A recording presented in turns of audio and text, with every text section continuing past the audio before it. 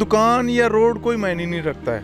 हम अपनी उसमें लगे रहते हैं, मगन रहते हैं बनाने में पेंटिंग। हमें लोगों से कोई सरोकार नहीं है, लेकिन जो ख़रीदने आते हैं वो इधर से भी ख़रीद के ले जाते हैं।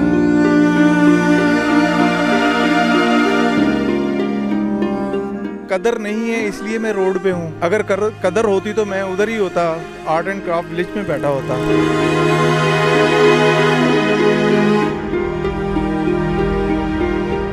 कह रहे थे कि जैसे ये ग़ुलाम है हमारा, ये ज़र ख़रीद हो गया, हमारे पास काम करने आ गया तो ज़र ख़रीद हो गया हमारा।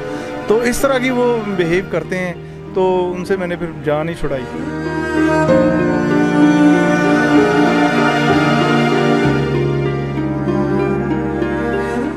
अस्सलामुअलैकुम, आप देख रहे हैं बड़ी ख़बर और मैं हूं हारून इफ्तिखार कुरैशी। नाज़रीन इकराम, अक्सर औक़ात जब F6 बेवरले सेंटर के सामने से आप गुज़रें तो आपको एक गाड़ी नज़र आएगी जिसके ऊपर काफ़ी सारी पेंटिंग्स, जिसमें लोहे कुरानी भी शामिल है, जिसमें मुख्तलिफ़ जानवरों की तस्वीरें भी शामिल है और मुख्तलिफ़ इंसानों की तस्वीरें भी शामिल हैं। वो आपको नज़र आएंगी और वहीं पे साथ एक साहब आपको नज़र आएंगे जो बैठकर बना रहे होते हैं।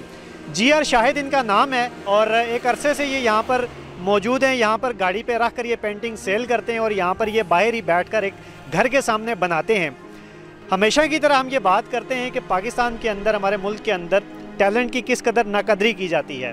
वहीं पे दूसरी जो पॉजिटिव चीज़ यहाँ पे आज हम आपको दिखाएंगे कि GR शाहिद जो हमारे साथ मौजूद हैं, जो ये सारा काम करते हैं, इनकी तरफ से एक अमली तौर पे एक मैसेज भी जाता है देखने वालों को कि अगर आपके पास हुनर हो तो आप किसी भी जगह पे मार नहीं खाते। आपको रिज़्क का ज़रिया वो हुनर किसी ना किसी तरीके से बनता है। अगर आपके पास कोई प्रॉपर कोई ठिकाना नहीं है, अगर आप किसी ओपन एरिया में भी बैठते हैं और अगर हुनर आपके पास है तो आप किसी भी जगह पे मार नहीं खाते। बाकी क्या ये पूरी कहानी है, क्या यहाँ पे ये कब से बैठे हैं, इससे पहले कहाँ थे, वो जानते हैं GR शाहिद साहब की अपनी ज़ुबानी। सर बहुत शुक्रिया, आपने काम करते हुए हमने आपको उठाया और आप आ गए। तो ये बताएँ कि कितने अरसे से यहाँ पर हैं, ऐसे ओपन एरिया में आप बैठे हुए हैं? अस्सलाम वालेकुम। मैं तकरीबन यहाँ पे 2 महीने हुए मुझे। इससे पहले मैं आर्ट एंड क्राफ्ट विलेज में मेरी आर्ट गैलरी थी, उधर होते थे हम। हाँ जी, उधर काम करते थे। वहाँ से आर्ट गैलरी एक प्रॉपर एक सेटअप था, फिर वहाँ से यहाँ ऐसे ओपन एरिया में गाड़ी पे रख कर, ये क्या मामला हुआ? वो ऐसा है ना जी, दुकान आजकल अफोर्ड नहीं कर सकते हम ना, बहुत किराए बहुत हैं। दूसरा ये कि ये मैंने ट्रेंड इसलिए अपनाया है कि लोग अप्रिशिएट करते हैं, देखते हैं, अप्रिशिएट करते हैं और तस्वीर ले भी जाते हैं।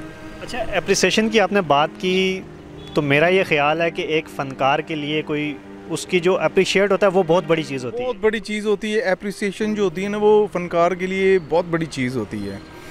तो उसके लिए दुकान या रोड कोई मायने नहीं रखता है। हम अपनी उसमें लगे रहते हैं, मगन रहते हैं बनाने में पेंटिंग्स, ठीक है ना। तो हमें लोगों से कोई सरोकार नहीं है, लेकिन जो ख़रीदने आते हैं वो इधर से भी ख़रीद के ले जाते हैं। ये बताएं कि कितने अरसे से ये काम कर रहे हैं और ये काम सीखा कैसे, कहाँ से सीखा? मैंने ये प्रॉपर उस्तादों से, ज़ाहिर है बंदा सीखता है, और मैं मेरे फैसलाबाद के उस्ताद हैं, उस्ताद एहसान इनाम कलमकार साहब फैसलाबाद में होते हैं, उन्हीं से मैंने ये काम सीखा है। और तकरीबन मैं 25 साल से कर रहा हूँ काम ये। अच्छा, जैसे आपने बात की कि दुकान का चूँकि रेंट और चीज़ें इतनी महंगाई हो चुकी है कि वो अफोर्ड करना मुश्किल हो जाता है, तो हम अक्सर औक़ात हमें जब कोई बंदा किसी के पास कोई हुनर हो, कोई टैलेंट हो, तो वो ये शिकवा करता हुआ नज़र आता है कि यार हमारे मुल्क में टैलेंट की कदर नहीं है। तो आपके केस में भी हम यही समझेंगे टैलेंट की कदर नहीं है, आपको सपोर्ट नहीं किया गया जिस तरीके से करना चाहिए था और आपको ऐसे यहाँ पर आना पड़ा? अब आप कदर नहीं है इसलिए मैं रोड पे हूँ। अगर कदर होती तो मैं उधर ही होता, आर्ट एंड क्राफ्ट विलेज में बैठा होता, अपना काम कर रहा होता। तो ये कदर नहीं है तो मैं रोड पे हूँ। तो आपके साथ कोई मामला? जी जी, डेफिनेटली। कभी ऐसा हुआ हो कि आप वहाँ से, ज़ाहिर है जब आप एक प्रॉपर एक किसी जगह पे बैठे हो, काम कर रहे हो, वहाँ से अगर आपको निकलते हैं या निकाला जाता है तो अक्सर औक़ात मायूसी आ जाती है कि यार मेरे टैलेंट की, मेरे हुनर की नाकदरी की जा रही है, तो बहुत सारे लोग होते हैं जो उस चीज़ को छोड़ देते हैं। इसका मैं आपको एक वाक़या बताता हूँ। ये राना मार्केट है F7 में, उधर गैलरी है। उधर मेरी उनसे बात हुई, मैंने कह रहे यार हमारे पास आओ काम करो। मैं उनके पास काम करने लग गया, काम करता रहा, तकरीबन 1 महीना भी नहीं हुआ। उन्होंने मुझे काफ़ी यानी यूटिलाइज़ किया, इस्तेमाल जिसको कहते हैं वो किया, लेकिन ये है कि वहाँ मज़ा नहीं आया। हाँ, वो अपनी यानी कि कह रहे थे कि जैसे ये ग़ुलाम है हमारा, ये ज़र ख़रीद हो गया हमारे पास, काम करने आ गया तो ज़र ख़रीद हो गया हमारा, तो इस तरह की वो बिहेव करते हैं। तो उनसे मैंने फिर जान ही छुड़ाई। यहाँ पे अभी हम देख रहे हैं कि आप एक घर के बिल्कुल सामने मौजूद हैं, तो यहाँ पे जब आए तो कोई मुश्किलात आपको हुई, कोई किसी किस्म की कोई परेशानी हुई या बस चल पड़ा काम? नहीं, मुश्किलात तो फ़िलहाल मुझे कोई नहीं है, अल्लाह का शुक्र है। ये बड़े आर्ट लवर हैं, ये घर वाले मुझसे बहुत कोऑपरेटिव हैं, प्यार करते हैं मुझसे, तो इनकी मेहरबानी से ही मैं इधर बैठा हूँ जी। अच्छा, नाज़रीन इकराम, GR शाहिद साहब हमारे साथ मौजूद हैं। बड़े बाहिम्मत हैं कि एक जगह पे प्रॉपर जब आप काम कर रहे हैं और वहाँ से आपको चेंज करना पड़े, तो बाज़ औक़ात अक्सर औक़ात ऐसा होता है कि लोग मायूसी की वजह से अपना वो काम ही छोड़ देते हैं कि मेरे इस चीज़ की कदर नहीं है तो मुझे ये काम नहीं करना चाहिए।